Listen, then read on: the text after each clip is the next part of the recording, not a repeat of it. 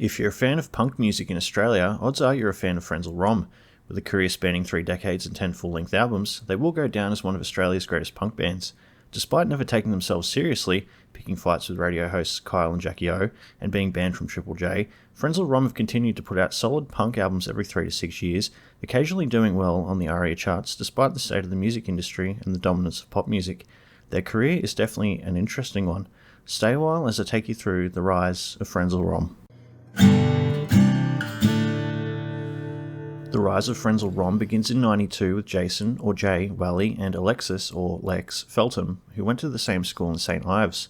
Fast forward a few years and Jay was studying a Bachelor of Arts in Philosophy at Sydney Uni. Lex and Jay thought it would be funny to enter a band competition. You can't really enter a band comp without a name, so they were scrambling to find one, eventually stumbling upon and settling on Frenzal Rhomb, which is a misspelling of Fresnel Rhomb, which is an optical prism developed by Augustin Jean Fresnel.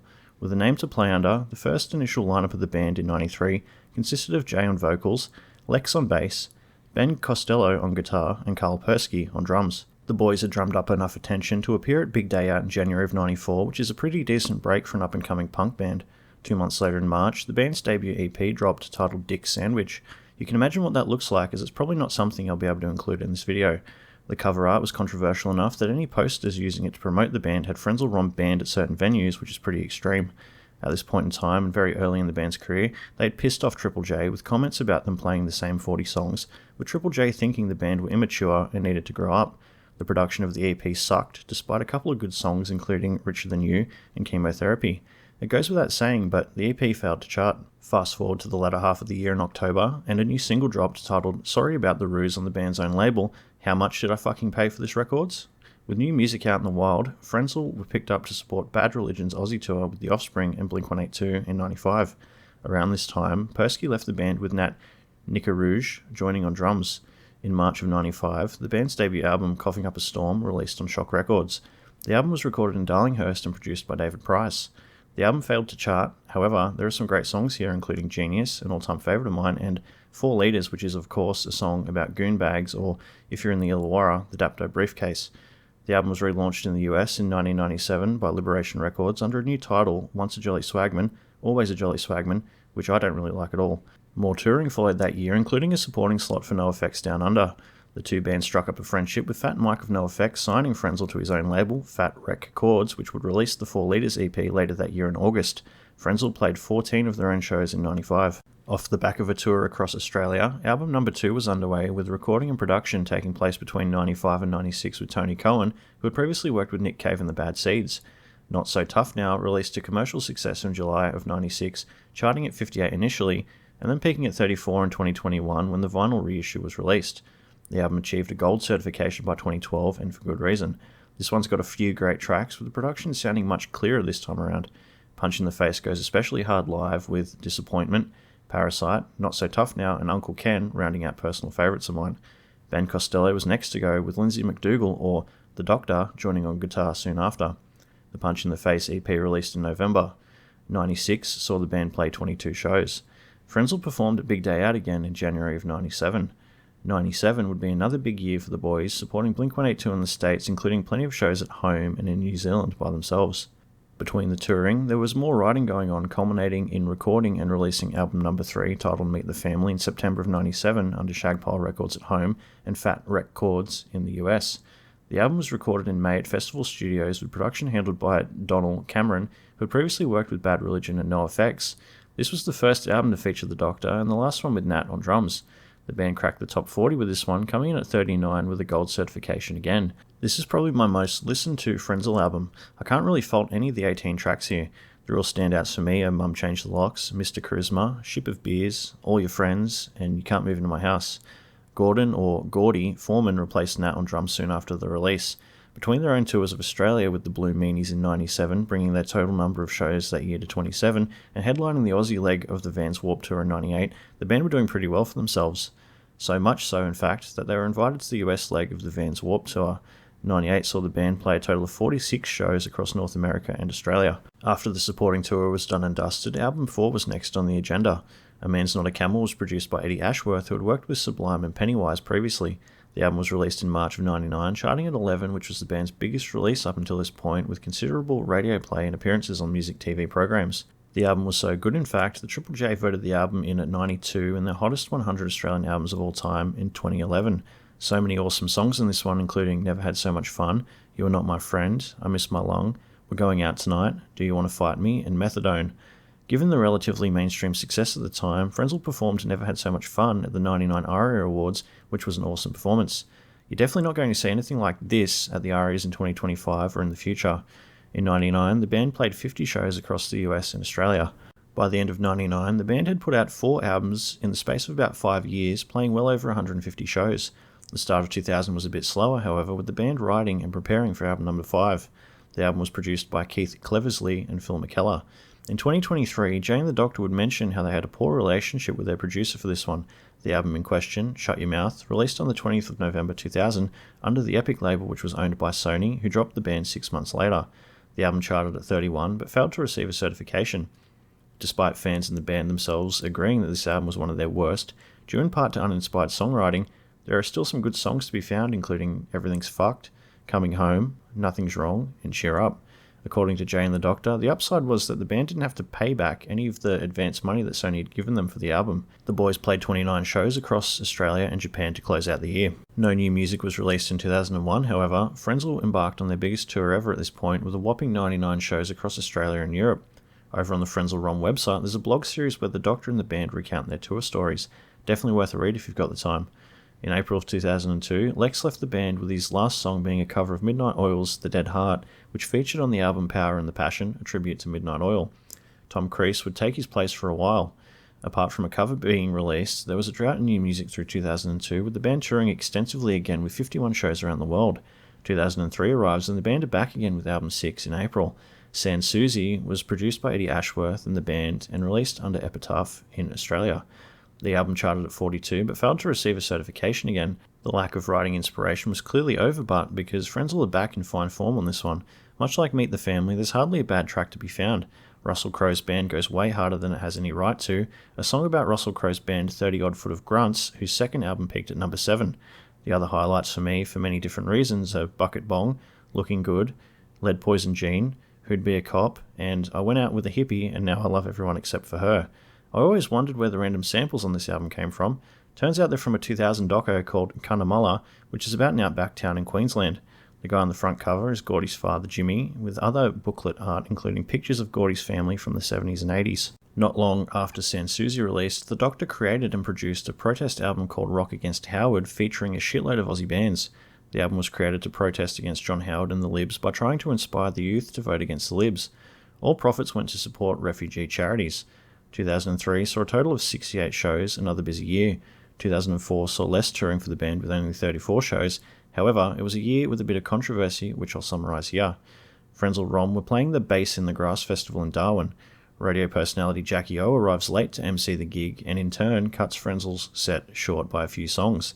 Jackie O tries to speak to the crowd to make an announcement, but the Doctor drowns her out by playing Thunderstruck, which is pretty funny and well-deserved in my opinion, considering the disrespect to arrive late and cut a punk band set short. Jackie O wasn't happy.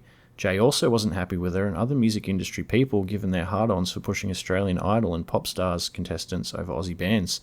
Jackie O and Kyle Sandilands called Jay the next day during their radio show and get into it over the phone. Jay apologises for the offence caused, which is definitely taking the high road here with these two idiots.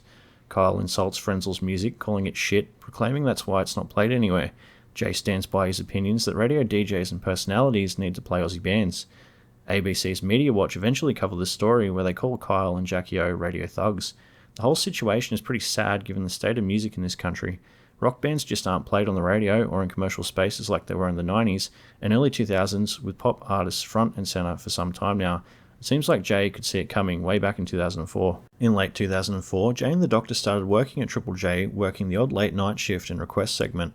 Despite Frenzal's history with Triple J, Jay and the Doctor, which is what the show was called, scored a permanent breakfast show gig with Triple J between January of 2005 and November of 2007.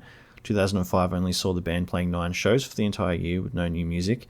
By 2006, 3 years had passed since the last release. Album 7, titled Forever Malcolm Young, was released in October of 2006 with production handled by the band and Phil McKellar, released under the Shock label. The album peaked at 34 on the ARIAs but failed to receive a certification again. The album was financed by Jay winning $40,000 at a blackjack table in South Africa. This is another solid album, with my favourite songs being Forever Malcolm Young, Johnny Ramone was in a fucking good band but he was a cunt, Red Wine and Altar Boys, and Cruelty to Animals. The Boys caused a bit of a stir with Johnny Ramone, with offence taken with the title and the lyrics. Jay mentioned that it amazes him that there's a big fuss over language in Australia given how we talk to each other in our day-to-day lives. It's important to remember, but, that we have an ageing population with a large conservative population. The band only played 6 shows in 2006 and 10 shows in 2007. There were only a few shows in 2007 as Jay was leaving Frenzal to travel the world with his girlfriend. With Jay's departure, Gordy played in hardcore band Mindsnare, with Lindsay continuing on as the Doctor over on Triple J in various formats. April 2009 arrives and the boys are back together, touring again, playing 12 shows through the year. With another multi-year gap between releases, Frenzal were gearing up for another album, writing new material. Between writing, the band played 9 shows at home and 1 in New Zealand. To finish off 2010, Frenzal played the No Sleep Till Festival, road testing a new song called Bird Attack. Smoko at the Pet Food Factory, album 8, was recorded in Colorado with Bill Stevenson, who plays drums and produces for Descendants. The title of the album is a reference to Jay's recording studio, which is titled The Pet Food Factory. Smoko released through Shock Records in August of 2011, peaking at 14 on the charts. The album was nominated at the 2012 ARIAs for Best Hard Rock / Heavy Metal Album. This one's right up there as one of my favourite Frenzal albums, with quite a few good tracks including Bird Attack, Mummy Doesn't Know You're a Nazi, 5,000 Cigarettes, and When My Baby Smiles at Me I Go to Rehab. 2011 saw a total of 24 shows played at home. Not much happened in 2012 apart from more touring with 25 shows at home. 2013 was pretty rough for Jay after surgeons found and removed a pig tapeworm egg from his brain. Frenzal were forced to cancel an upcoming tour. Despite the setback, the band still managed to tour, playing 16 shows. I saw them at Wollongong Uni on this tour, where Jay was only too happy to recount what had happened to him. 2014 saw another tour at home with 9 shows. 2015 was a big year with 24 shows across Europe and Australia. Gordy broke his arm in Perth on this tour and had to sit out for the next 18 months, with Kai Smith picking up the sticks for the band. 2016 saw more touring with 32 shows booked, including a release in August of a best-of album titled We Lived Like Kings, We Did Anything We Wanted. The album charted at 58 and released under Universal Music. Album number 9, Hi-vis High Tea, released in May of 2017. Bill Stevenson returned to produce again at the same studio in Colorado. Contact, released as the first single, which is a great choice as it's catchy, funny, and doesn't mess around, and is definitely a taste of what's to come. This is one of my favourite Frenzal albums also, with only a couple of songs that don't do anything for me, including The Criminal's Airline and Food Court. Everything else is great. The 20 tracks absolutely fly by. A supporting tour with Totally Unicorn followed, with 26 shows played around the country that year. Not much happened in 2018, apart from 28 shows across Australia and Europe. Tom Creese left the band in 2019 due to hearing problems, and that's a bit of a public service announcement here, but this really goes to show why you absolutely need to protect your hearing at shows. I've had tinnitus for years now after wrecking my hearing from going to shows ever since I was 18, and now regularly wear earplugs when I do go to gigs. Creese was replaced by Michael Dallinger on bass, with the band completing 19 shows at home and Japan. Before the spicy cough could take the world by storm in 2020, Frenzal played the Hotter Than Hell festival, which would be their last shows of the year. With everyone able to leave their homes again in 2021, the band played their returning show in Melbourne on the 23rd of April, followed by a nationwide tour, including slots at Full Tilt and Spring-Loaded festivals, with a total of 10 shows for the year. 2022 was another year of touring, with 29 shows at home, with an announcement of a new album underway. Album number 10, Cup of Pestilence, was released in April of 2023 under Fat Wreck Chords. Bill Stevenson came back again for the 3rd time to produce. The album charted at number 12, which is their second highest album after nearly 3 decades. This one's full of highly energetic punk, however some of the songs sound very similar to me. However, this is my least listened to album out of any of them, so maybe I just need a few more listens to win me over. Between 2023 and 2024, Frenzal played 39 shows combined, with most of them at home, with a bit more than a handful over in Europe at the end of 2024. So, that brings us to 2025 and the present day, where Frenzal are touring Australia to celebrate 25-ish years of A Man's Not a Camel. There doesn't appear to be new music on the horizon just yet. Let's take a look at what the internet has to say about Frenzal Rhomb. Over on Reddit, there's discussions about the band on the punk subreddit, with one comment having the following to say: "Huge fan. Their last 3 full lengths are fantastic. One of the best drummers in the game. Clever tempo changes keep even the shortest songs super interesting. They're definitely in my top 10, pushing top 5. With another commenting, "I've been listening to FR since the 90s. Excellent stuff. Better than NoFX, Pennywise type stuff. FR has a good sense of humour and is nicely self-aware and ready to make fun of themselves." Over on YouTube, in the Punch in the Face video comment section, 2 users had the following to say: "This song should be the national anthem," and "These guys were such underrated lyricists, excellent 3-minute punk songs, they were around in the wrong decade." Frenzal Rhomb really are Aussie punk royalty. Although some albums did better commercially than others, they've managed to maintain a very loyal fan base over 30 years with tours nearly every year for that duration. Despite being around for so long, the quality of their albums has remained strong, with Cup of Pestilence managing to chart at 12. Frenzal Rhomb have never really taken themselves all that seriously, stumbling into their fair share of controversy along the way. They've definitely managed to carve out an impressive legacy for themselves in the Australian music industry that won't be forgotten. Thanks for watching.